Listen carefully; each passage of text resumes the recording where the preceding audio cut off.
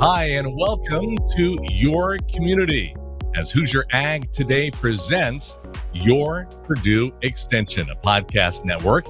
I'm your host, CJ Miller with Hoosier Ag Today, and we're going to talk about making you healthy and the Purdue Extension's Steps to a Healthier You program. And today, we're joined by not just one, but two guests on the podcast here today. We have Chelsea Brewer. She is the County Extension Director and Health and Human Science Educator with Purdue University Extension. She's based out of DuBois County in southwestern Indiana. Also joining us today is Donna Vandergraff. She's the Extension Specialist, Department of Nutrition Science, Purdue and Purdue Liaison to the Community Health Partnerships of the Indiana Clinical and Translational Sciences Institute and Connections in Health. And I tried to get through that in one long, without taking a breath. I failed, and I apologize for that. But Donna, you have a long title. I'd hate to see your business card. But Donna, you join us. Also, Chelsea joins us as we talk about getting folks healthy here in 2026 and beyond, the Steps for a Healthy You program. And first of all, I'll start with you, Chelsea. Tell us about the curriculum and kind of give us all the deets, if you will, about Steps for a Healthy You. Yeah, absolutely. I am so honored to be talking about this program today. It is something that is near and dear to my heart, and I absolutely love it. And I'm very excited that we're able to share it through Purdue Extension with the entire state of Indiana. Steps to a Healthy You is really about cutting through diet culture and how that has worked itself into our everyday life. And how do we make these choices for ourselves that are going to provide us with the most nutrient dense food possible so that we can really take care of our insides, right? So we're not really concerned about weight loss. We're not talking about what your body looks like on the outside. It's demoralizing healthful foods and really about nourishing you, your mind, your body, and moving forward to translate that into your family as well. And so, Chelsea, I understand that you're involved with teaching and enacting the curriculum. But Donna, I want to shift to you because I understand that you've been doing a lot of research behind Steps for a Healthy You and the reason why this curriculum is needed. And I'm kind of curious, what are some of the lesser known facts that you've learned in doing your research when it comes to the need for this particular curriculum, Donna? Oh, and I will also say thank you for having us on this program today. We really appreciate the opportunity to share what we're doing in Purdue Extension out across the state. So, Steps to a Healthy You is really based on the Mediterranean eating pattern. And one of the things that we often think about is people start thinking about the flavors around that type of a pattern. And really, this is more about what are the foods that have historically been eaten by those folks who live around the Mediterranean area. So, not maybe current as much, but what is the historical? Because that's a very healthy eating patterns. And that's one of the things we've seen is that the Mediterranean eating pattern is one where you eat more fresh fruits and vegetables, you're eating whole grain foods, you're decreasing your fats, choosing healthy fats, being really wise about the protein you choose. But this type of eating pattern has been shown to really help prevent chronic diseases and really to keep chronic diseases from increasing, right? So this is one of the things that we really look for. And it's not about the flavors, it's really about the food. And Chelsea, I know that when you're teaching this particular curriculum, and first of all, I understand it's 4 different sessions or 4 different get-togethers. Tell me about that particular, what folks who are enrolled in the curriculum will learn, and what's each of the 4 classes kind of teach. Yeah, so it is 4 weeks. You spend about an hour and a half to 2 hours with us, depending on, how many questions there are and what kind of shenanigans we get into. But the first week we spend talking about changing your protein. That really is the biggest moderator, especially here in Indiana, when we look at the standard American diet, how our plate looks normally, and how are we going to shift it more towards this Mediterranean eating pattern and change the composition of what is on our plate for the prevention or moderation of chronic disease development. So first lesson, we talked about protein for a good hour, and then we're going to go into our taste test. Every single week we have a taste test. So your educator will prepare 1 to 2 different things for you to sample whenever you are in class with them. And then they'll provide you with some different recipes and options that you can try at home so that it really can fit with your family's preferences. Everybody likes different things. So we like to give lots of choices. The second week is about healthy fats. So our brain is made almost entirely of fat. We need to eat fat. So we take some time to talk about what kind of fats do we want to add, what kind of fats do we want to watch, and then what kind of fats are we saying no to. Then we spend time talking about nuts and seeds and how to integrate those, because we do not eat enough of them in our diet as it pertains to today's eating standards. Again, you have your taste test, and at the end of each session, I forgot to mention with the first session, at the end of each session, we also talk for about 30 minutes on some sort of mindfulness activity, whether it's the actual mindfulness of eating and how do we pay more attention to ourselves and our plates whenever we are eating. We talk about meal planning and what that looks like for you and your family. And we just kind of group think some strategies as far as how am I going to make the best decisions for myself before I enter into hunger, because we don't make good decisions when we're hungry. Third session is about fruits and veggies and increasing that, right? No fruits and veggies are off limits despite some popular diets. We're going to increase our fruits and veggies, and we talk about strategies for increasing those. How do we get the most shelf life out of our fruits and veggies? How do we get the most flavor out of fruits and veggies without adding a lot of salt? What sort of strategies can we use to cook those in new and exciting ways? And then the fourth session is about grains and sweets.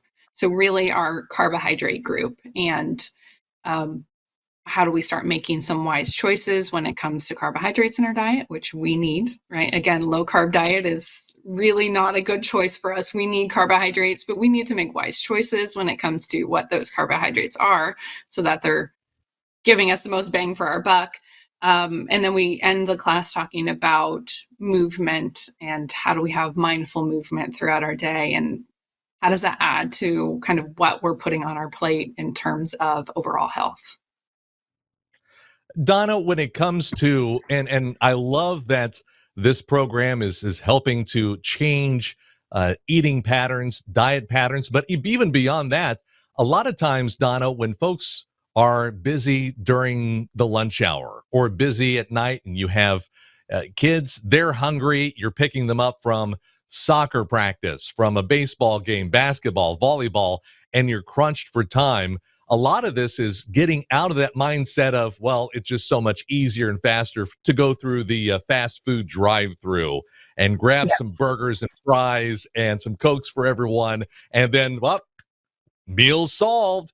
It seems like even beyond that, when you go to the grocery store, getting into the proper mindset of, I don't need to have these potato chips. I don't need to have these 2-liter bottles of pop or soda or Coke or whatever, depending on your part of the state or Midwest, I guess. That it's all about getting out of the old rut and really changing your patterns into kind of a fresh new set of patterns altogether. But even that, it seems, Donna, takes a little bit of time and some getting used to. Absolutely. And that's one of the things is gradually going in. And so as Chelsea and others across the state are teaching this, they're trying to give tools to the participants. What are some practical tips you can use? What are the practical tips when you go to the grocery store? What are the practical tips when you go out to eat? What are the practical tips for, when your kids are coming home and they're hungry? Well, how do you keep healthy snacks around? And that's exactly right, is that it does take time, and we're not expecting somebody to totally do a 180 and change their eating patterns immediately, right? So the idea that what are some of the things that can fit in, and one of the things in the curriculum is many of the topics, the food is on a continuum. So the protein choices are on a continuum, or the fat choices are on a continuum. So on one end, you might have the least healthy, the other, the more healthy, but you can be working along that continuum and getting closer and closer to the more healthy choices. Some things are kind of easy to switch out. Others might take a little bit. And I think the other thing that we say is, if it's one of those days where it's really, really crunched and you go through the fast food, don't make it a daily habit. But if it happens every so often, that's okay. Give yourself some grace and then go back to the healthier eating pattern the next time you have a chance, right? So not letting one little miss kind of get in the way of, you just throw up your hands and you say, oh, I'm done. No, just continue to come back and continue to take the next step forward. And that's kind of where the mindfulness goes into. It's really thinking about being aware of what are your triggers and what are the things that are getting in the way. Chatting with Chelsea Brewer and Donna Vandergraff here on the Your Community podcast, presented by Hoosier Ag Today. And Donna, and I apologize, Chelsea, I want to pivot back to you because this program goes far beyond just teaching healthier eating patterns, making healthier diet choices, but also beyond that, getting folks into the mindset of, I need to be active. I need to get up out of my office chair. I need to burn off some calories, and I need to involve some aerobic exercise, some anaerobic activity into my daily routine as well. Yeah, so we really are looking at modifiable health behaviors, right? We know there's a ton of scientific research, and this Steps to Healthy You is based in science, right? So everything that we're talking about has support of scientific research. And we know that really changes in weight are not sustainable. So the old way of thinking about health as related to weight is really not doing us any favors. So we are looking with Steps to Healthy You to really address modifiable health behaviors such as exercise, moving our body. How are we feeling? Let's get attuned to our diet, attuned to our hunger. When I make a choice, how do I feel afterwards? What is that doing for me, maybe physically? And also, what is that doing for me emotionally? Because sometimes you do need to have an emotional moment and eat the chocolate and call it a choice. And then once that choice is done, move on to the next choice and make a different choice each and every time without the concept of morality around any of these choices, right? I am not a good or bad person based upon my food choices. I'm not a good or bad person based upon my sleep habits. I'm not good or bad based upon my physical activity habits. So we really try and talk about how do we start thinking differently about these health behaviors, and how do we feel with each and every choice, and how do we get more of those feel-good choices? My guests are Chelsea Brewer and Donna Vandergraff with Purdue Extension as we talk about steps for a healthy, or rather steps to a healthy you. And we're going to talk more about the curriculum and dive a little deeper here in just a moment. We're going to take a quick break and we'll chat once again with Chelsea and Donna here in just a few. You're watching and listening to the Your Community podcast as Hoosier Ag Today presents Your Purdue Extension.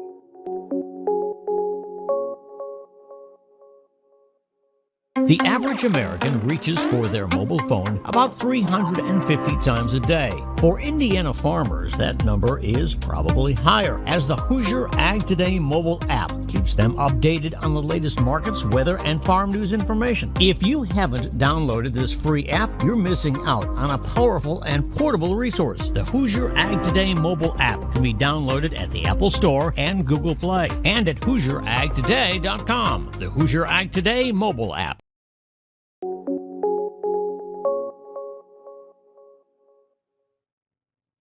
And we're back talking about the steps to a healthy U curriculum presented by Purdue Extension here on Hoosier Ag Today. My guest, Chelsea Brewer and Donna Vandergraff, both with Purdue Extension, as they help lead the Steps to a Healthy U curriculum and program. Chelsea, I want to ask you about signing folks up for the program and the curriculum. I understand that the pilot program is now underway. Tell me about how folks can enroll into the curriculum and what folks need to do if they're interested in taking those steps to a healthy you in 2026. Yeah, thank you for asking the question. So we have completed our pilot study sort of to kind of develop the curriculum and make sure that really we have the best product when it goes out to the rest of the state. So it's now being pushed out to the rest of the state.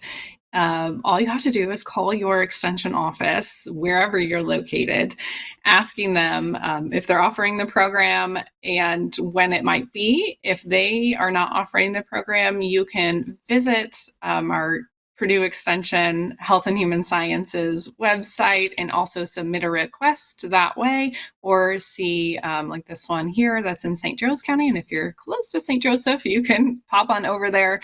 All of our programs kind of cross county lines. So even if you're not a resident in the county that it's being offered in, as long as there's space, we welcome all. Understand that the program is, as we speak right now, available in 13 Indiana counties, but I understand that there is a plan to continue to grow this program, if I'm not mistaken, right, Chelsea? You got it. So yeah, we had 13 pilot counties that have already kind of collected data when it came to the program, and those counties have experienced it, but it has no limitations. All 92 counties can now officially offer as of September 1st. So very new. As of September 1st, can offer the program. It's ready to go. Donna, I want to pivot back to you because you mentioned earlier before the break how it's when you think about the issue that we have today with obesity, and not just childhood obesity, but adult obesity, and maybe not just obesity as we think about it in terms of someone being several 100 pounds overweight. We're talking even 20, 30, 40 pounds overweight can cause a major negative impact on one's health, especially being inactive as well. I mean, forgets about, certainly we want everyone to quit smoking. I mean, that's the number one thing altogether, because we all agree smoking, vaping, you don't want that as part of your daily routine. But on top of that, the long-term impact, Donna, when you think about that, the decisions you're making today can certainly and definitely will impact your health decisions 5, 10, 15, 20 years down the road. And that's a major part of what this program is also trying to get across, Donna. Yeah, and I think one of the things is that's one of the things that kind of gets in the way with healthy eating, right? Is because you don't see the impact usually that day, unless you have something that disagrees with you. You usually don't notice the issue until a little bit further down the road, right? And so one of the things I think, especially as we're looking at steps to a healthy you, is no matter where the individual is today. So starting today, wherever they are, not having that knee-jerk reaction to try to lose a bunch of weight right away, but how do you begin by taking the steps to eat more healthfully? How do you start making different choices on the protein you have? Maybe instead of having something breaded fried, you have it grilled if it's a protein. Maybe instead of having, your vegetables with a bunch of cheese and sauce and everything, you try them with just a little bit of seasoning. Maybe if you don't get out and walk, you just go walk around the block. I mean, this time of year is gorgeous. We're taping this in the fall, and this is a beautiful time to get out and enjoy the outdoors. And take a break during the middle of work. If you're working, take a break for that. If you're out in the rural communities, you can even go walk down to the end of your lane and back. Trying to build in those small steps that then can lead to changes that are changing your pattern and make a more healthy lifestyle, that you can then move towards those prevention of chronic diseases and not gaining more weight and being more healthy. And Chelsea, I certainly want to ask you about this because as we're talking right now, it's about middle of October, and I always find myself personally falling into the same trap year after year after year. I always try to watch what I eat. I certainly exercise regularly, but then when it gets to this time of year, we're talking fourth quarter of the year, Halloween, all that candy, Thanksgiving, all that gravy, Christmas time, cakes, cookies, everyone bringing desserts to work, company Christmas parties, brownies, fudge, everything, New Year's, everyone's having a party and having a great time. When it comes to this time of year, it's easy to fall into that trap of, okay, well, I'll eat a few candy bars here. I'll eat some gravy. I'll load up with all this gravy with my turkey and mashed potatoes and fill up beyond belief at the Thanksgiving dinner table. I'll eat that giant pie at Christmas time. And you go to visit your mom and dad's, you go to visit grandma's, and she's baked, a feast. And you don't want to tell them no. You don't want to, well, I'm sorry, I'm on the Mediterranean diet. I can't eat this. You don't want to make them feel bad. Chelsea, how's the best way to manage this time of year? Also, not to mention, you've got the seasonal depression, which I certainly have. It gets dark at 5:30 at night. You don't feel motivated to go outside because it's 35 degrees out. It could be drizzling. You don't want to go to the gym at 6. It's already pitch black outside. How do you reconcile all of that during this later part of the year as we go into the holidays, Chelsea? Yeah, that is a fantastic question and something that we really, really struggle with. And my answer is permission. Give yourself permission to experience grandma's baking. Give yourself experience to eat the pumpkin pie, because when we restrict and we say, you know what, I only get pumpkin pie on Thanksgiving. It's my favorite. I only get it on Thanksgiving. I'm going to overeat it because I have not given myself permission to have pumpkin pie in February.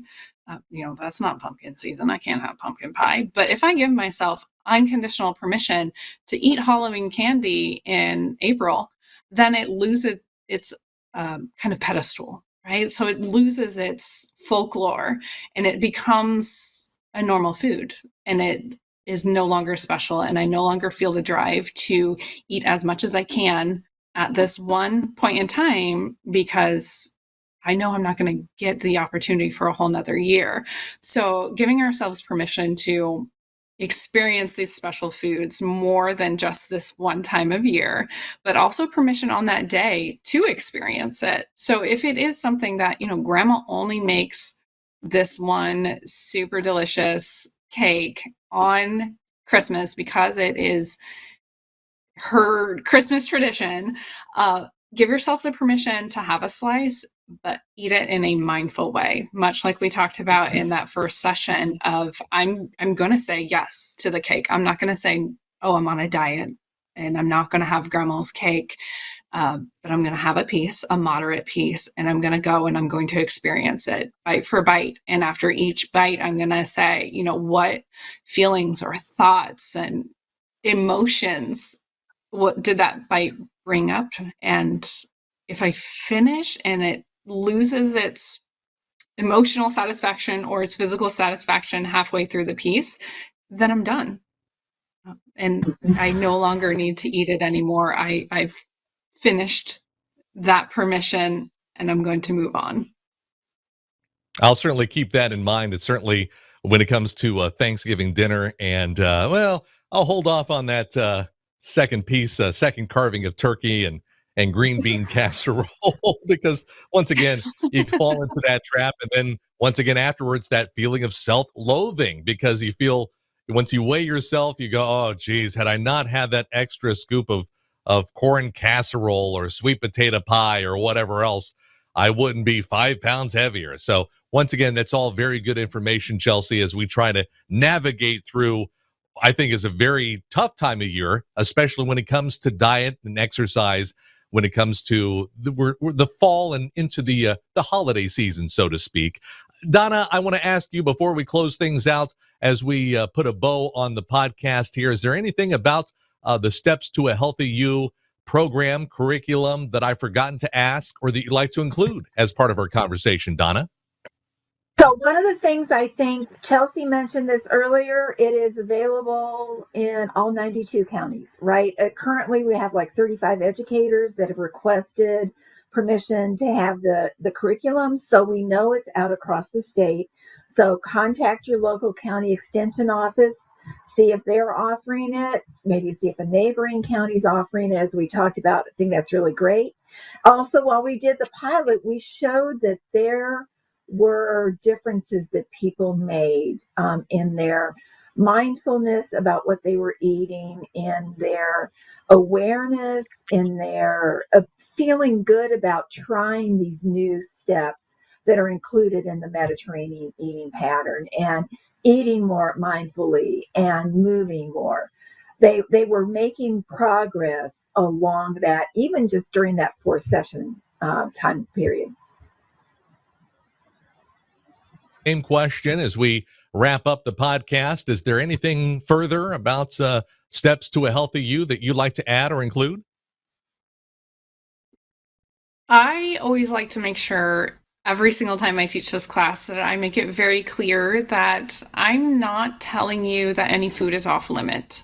What we are very specifically talking about is how do we make more nutrient dense choices? So how do I make maybe choices that give me more of the micronutrients I need to feel good and healthy and energetic, but also, I mean, a Snickers is okay.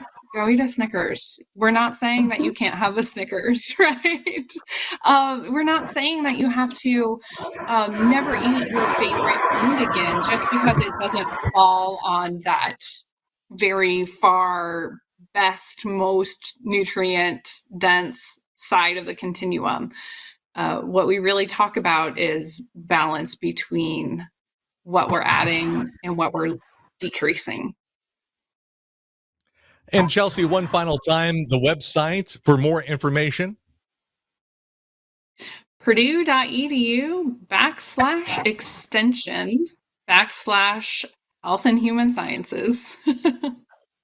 Fantastic. And we'll also have that link at HoosierAgToday.com. Once again, it's Steps to a Healthy You. Check out the curriculum at the website, at the Purdue Extension website. And once again, Chelsea Brewer and Donna Vandergraff with Purdue Extension. I'm going to refrain from reading your entitled titles once again, but because I don't know if I have 10 minutes to read off your entitled titles here. So, but once again, Chelsea Brewer, Donna Vandergraff, thank you so much for your time and sharing more information about the Steps to a Healthy You curriculum. I certainly appreciate your time, and thank you so much for joining us here today.